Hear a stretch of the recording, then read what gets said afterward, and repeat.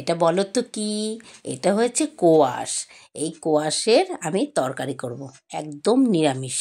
তার জন্য 4টে কোয়াশ নিয়ে নিয়েছি। ওই কোয়াশটাকে ভালো মতন কেটে ধুয়ে নেবো, ছোটো ছোটো করে কেটে নেবো পেঁপের মতন। তার জন্য দেখো মটর ডালটা আমি ভিজিয়ে রেখেছি, ডালের বড়া দিয়ে করব তরকারিটা। এই আমি আর কোয়াশটাকে কেটে নিচ্ছি, আমি একটু পেস্ট করে নিচ্ছি, লঙ্কা আদা টমেটো। হয়ে গেছে পেস্ট, নামিয়ে নিয়ে এর মধ্যে আমি দিয়ে দেবো ডালগুলো। এই ডালগুলো মিক্সচার মেশিনেই পেস্ট করে নেবো। এবার আমি একে একে পুরো ডালটাই পেস্ট করে নিচ্ছি।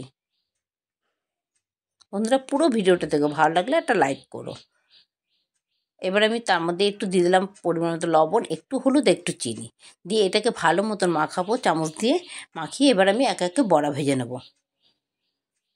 কড়াইতে আমার তেল গরম হয়ে গেছে, এবার চামচ দিয়ে আমি এক এক করে বড়াগুলো ভেজে নেবো। বন্ধুরা তোমরা এই ভিডিওটা পুরোটা দেখো, ভালো লাগলে একটা লাইক করো। সত্যি বলছি, এরকম ধরনের নিরামিষ একটা রেসিপি দারুণ লাগে। নিরামিষ দিনে চিন্তা হচ্ছে কী দিয়ে খাবো, কী দিয়ে খাবো, কী রান্না করবো, ঘরে যদি কোয়াশ থাকে এরকম ধরনের একটা রেসিপি বানানোই যায়। রুটি দিয়ে বলো, ভাত দিয়ে বলো, সব কিছুতেই ভালো লাগে।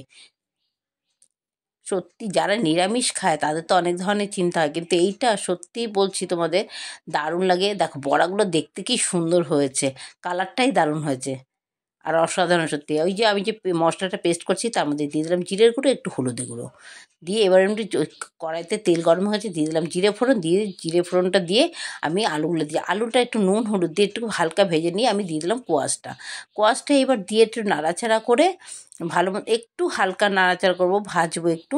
তারপর দিয়ে দেবো পেস্টটা। ওই পেস্টের মধ্যে আমি যে মশলা করেছি সেই মশলার মধ্যে আমি দিয়ে দিচ্ছি একটু কাশ্মীরি লঙ্কার গুঁড়ো, আর একটু চিনি, আর একটু তোমার পরিমাণ মতো লবণ।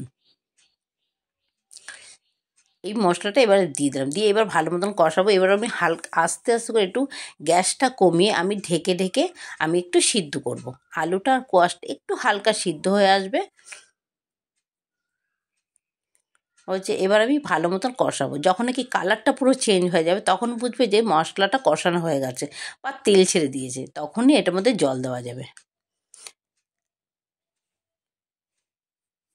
দেখো কালারটা পুরো চেঞ্জ হয়ে গেছে, পুরো অন্যরকম মানে হয়ে গেছে, সুন্দর একটা কালার চলে এসছে। এবার দেখো হয়ে গেছে, এবার আমি জল দিয়ে দেবো। মশলার তেল বেরিয়ে এসছে, এবার আমি একটু বেশি করে জল দিতে হবে যেহেতু ডালের বড়াগুলো দেবো। আর ডালের বড়া দিলে পরে জলটা একটু বেশি না দিলে হবে না, পুরো ঝোলটাই টেনে যাবে বড়াতে। জলটা ফুটে উঠলে আমি দিয়ে দিলাম ডালের বড়াগুলো। এই ডালের বড়াটা দিয়ে এবার একটু ফোটাবো, না ফোটালে তো টেস্ট আসবে না।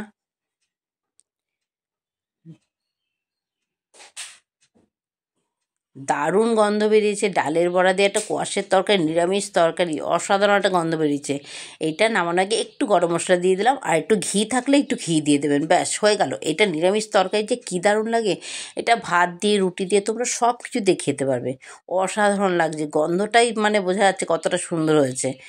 দারুণ লাগছে, দেখতে খুব সুন্দর লাগছে, খেতেও ভালো লাগছে। ভালো লাগলে একটা লাইক করো। Tata, bye bye.